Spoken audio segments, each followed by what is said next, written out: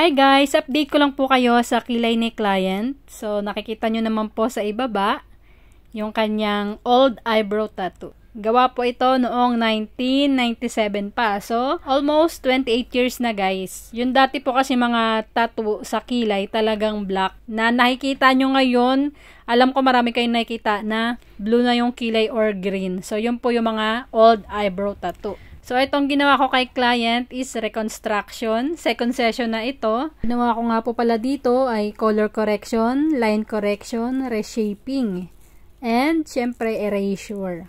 May kita nyo yung sa gilid, may lagpas pa. Yan po yung binubura. So, paunti-unti yan na magla-light.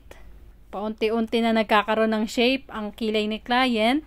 At nagiging brown na yung kilay din ni client. So, di ba nakikita nyo naman napakaganda na ngayon. So, guys, trust the healing process lang talaga. At syempre, hindi lang basta trust the healing process. Syempre, trust your PMU artist din, di ba?